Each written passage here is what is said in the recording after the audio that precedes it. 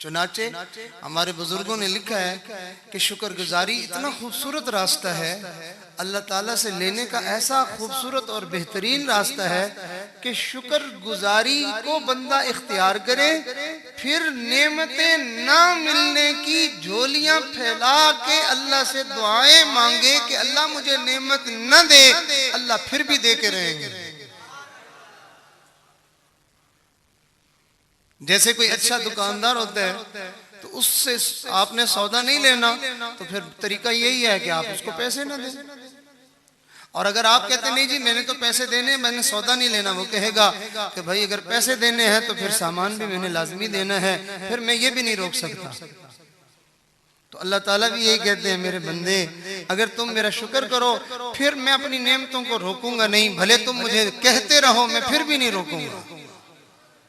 चुनाचे एक बुजुर्ग का वाक़या लिखा है कि वो अल्लाह रब्बुल इज्जत की नेमतों को अपने ऊपर बहुत ज्यादा महसूस करते थे कि अल्लाह ने मुझे अच्छी सेहत दी, अल्लाह ताला ने मुझे जिंदगी में खुशियां दी, अल्लाह ने मुझे इज्जतों वाली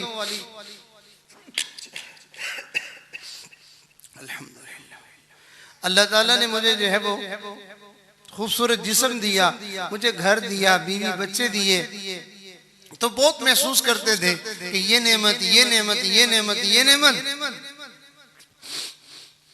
तो उनके दिल में ख्याल आया कि कहीं ऐसा तो नहीं कि अल्लाह ताला मुझे जो इतनी नेमतें दे रहे हैं मेरी नेकियों का बदला यही दुनिया में मुझे मिल रहा है, ऐसा तो नहीं कि आखिरत में मैं महरूम हो जाऊंगा। इसलिए कि अल्लाह ताला अपने नाफरमानों को क़यामत के दिन फरमाएंगे, अज़हबतुम तय्यिबातिकुम फी हयातिकुमुद्दुन्या वस्तमतअतुम बिहा। चले जाओ, तुम्हारी अच्छाइयों और नेकियों का बदला तुम्हें दुनिया में मिल चुका है, अब आखिरत में तुम्हारे लिए कुछ नहीं है।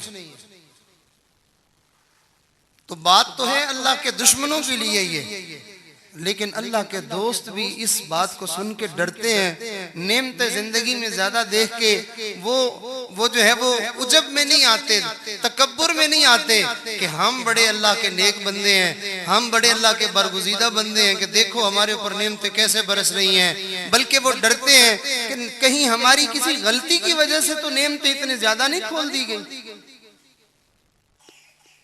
तो वो अल्लाह वाले अपनी जिंदगी में महसूस करते थे कि मेरे ऊपर अल्लाह ताला की नेमतें बहुत ज्यादा हैं।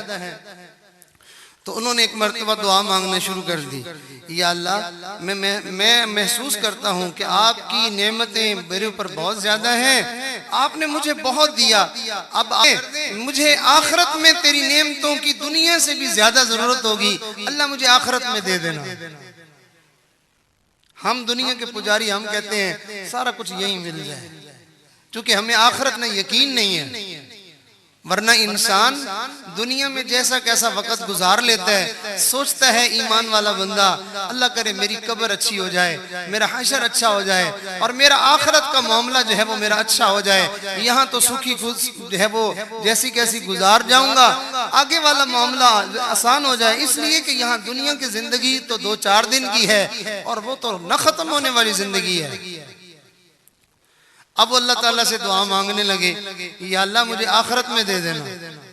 दुआ मांगने के बाद चंद दिन उन्होंने अपने मामलात में गौर किया तो उनको महसूस हुआ कि नेमतें रुकने की बजाय और ज्यादा हो गई। बड़े परेशान हुए, दिल में जो है वो ख्याल बढ़ गया कि लगता है अल्लाह तुझसे नाराज है, और ज्यादा फिक्रमंद हुए। फिर उन्होंने दुआ मांगी, या अल्लाह मैंने तो आपकी बारगाह में ये दरखास्त की कि आप अपनी नेमतों को जरा कम कर दें और मुझे आखिरत में दे देना, और आपने तो और बढ़ा दी है, अल्लाह आप मेहरबानी फरमाएं अपनी नेमतों को जरा कम कर दें। दुआ मांगी, चंद दिन फिर देखा तो देखा कि नेमतें और बढ़ती जा रही हैं। अब इनकी फिक्र और बढ़ गई। एक दिन बैठे हुए दुआ मांग रहे हैं और दुआ मांगते मांगते रो पड़े, या अल्लाह मैं आपसे ये दरखास्त करता हूँ कि आप अपनी नेमतें रोक लें, कम कर लें। क्या आप सचमुच में मुझसे नाराज हो गए हैं कि आप मुझे दिए जा रहे हैं, आखिरत में मुझे आप महरूम कर देंगे क्या? तो रो के अल्लाह ताला से दुआ की। जैसे आपने देखा बच्चा माँ के सामने रो पड़े तो माँ की ममता जोश में आ जाती है, बिल्कुल ऐसे ही बंदा जब रब के सामने रोए तो अल्लाह की रहमत भी जोश में आ जाती है। हम रोते नहीं है इसलिए हमारे मसले हल होते नहीं है। हम अल्लाह ताला से दुआ मांगते हुए रोना शुरू कर दें, देखें एक लम्हे में हमें दुआएं कबूल होती हुई अपनी आंखों से नजर आएंगी।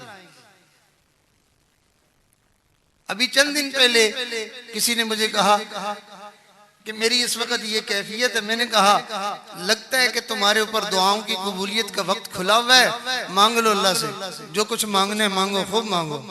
रात दुआ मांगी, अगले दिन दुआओं की कबूलियत का असर सामने साफ नजर आया तो वो हैरान हुए, कहने लगे मुझे नहीं अंदाजा था कि अल्लाह ताला बंदे की इतनी जल्दी भी दुआ पूरी फरमा देते हैं। तो वो रोए और अल्लाह ताला से दुआ की कि या अल्लाह आप नेमतों को रोक लें, आप और दिए जा रहे हैं, आप मुझसे नाराज हो गए। अब जब ये रोए तो अल्लाह ताला की रहमत जोश में आई। अल्लाह ने इस वली के दिल में इल्हाम फरमाया, इरशाद फरमाया मेरे दोस्त तुम मेरी नेमतों को रुकवाना चाहते हो तो तुम उस रास्ते को भी इख्तियार करो। जो रास्ता तुमने इख्तियार किया हुआ है वो नेमतें रुकने वाला नहीं है, वो नेमतें मिलने वाला है। तुम शुक्र किए जा रहे हो, हमने वादा किया हुआ है शुक्र करने वालों को हम देते जाएंगे। तुम शुक्र करना छोड़ दो, हम नेमतें देना छोड़ देंगे। अल्लाह अपने वादों के सच्चे और पक्के हैं। तो अल्लाह रब्बुल इज्जत ने हमें एक शुक्रगुजारी का रास्ता दिया और एक जो है वो नाशुक्री का रास्ता अल्लाह ने हमारे ऊपर वाज़े कर दिया है। अब हमारी कोताही ये है, हमारी गलती ये है, हमारी नादानी है, करते नाशुक्री हैं और हम बदला जो है वो शुक्रगुजारी वाली जिंदगी का चाहते हैं।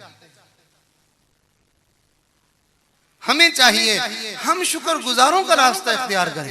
शुक्रगुजार कौन है? शुक्रगुजार अल्लाह के नेक बंदे होते हैं, शुक्रगुजार औलिया इकराम होते हैं। शुक्रगुजारी का रास्ता सहाबा इकराम ने जिंदगी गुजारी है और शुक्रगुजारी का रास्ता अंबिया अलैहिस्सलाम की खूबसूरत जिंदगी, ये शुक्रगुजारी का रास्ता है।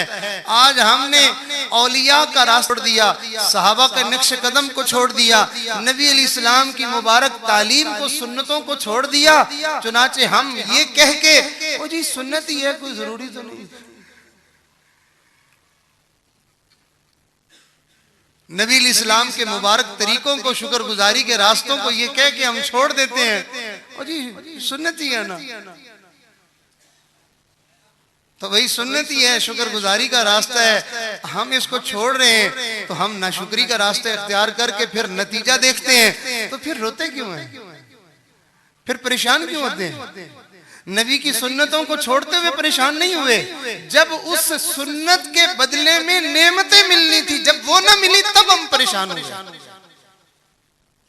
हर सुन्नत के साथ, नबी की हर अदा के साथ, सहाबा के हर खूबसूरत तरीके के साथ, औलिया की हर आदत के साथ अल्लाह ताला की खास रहमतें जुड़ी हुई होती हैं। उन्होंने उस तरह से जिंदगी गुजारी होती है कि एक एक अदा पर अल्लाह ताला की रहमतें, बरकतें, नेमतें उनके ऊपर बरसती हैं। जो बंदा उनके नक्शे कदम पे चलता है उसकी जिंदगी भी नेमतों बरकतों वाली बन जाती है।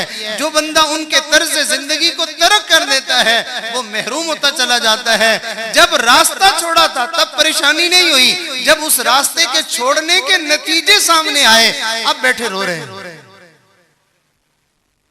कुरान मजीद में अल्लाह ताला ने हमें ये बात दो लफ्जों में समझा दी। इरशाद फरमाया मन अमिल सालिहन फलिनफ्सी, नेकी करोगे उस नेकी का बदला और इनाम और उसकी बरकतें तुम्हें खुद नसीब होंगी, तुम्हें उसका सिला मिलेगा। वमन असा फअलैहा, नाशुक्री, नाफरमानी, गुनाहों का रास्ता करोगे तो तुम्हें उसका नतीजा तुम्हें ही भुगतना पड़ेगा। वमा रब्बुका बिज़ल्लामिल लिल अबीद, तेरा रब तो किसी पर जुल्म करने वाला नहीं है। आज हम शुक्रगुजारी का रास्ता जान जान के छोड़ते हैं। कुरान छोड़ दिया, नमाज छोड़ दी, जिक्र छोड़ दिया, हमने दूसरों के साथ अच्छाई का मामला करना छोड़ पर इबादत छोड़ दी, अल्लाह को याद करना छोड़ दिया, जो शुक्रगुजारी के तरीके हैं वो सारे छोड़ते जा रहे हैं। जब उन रास्तों को छोड़ने की वजह से हम सादतों से महरूम हो जाते हैं, फिर हम परेशान हो जाते हैं।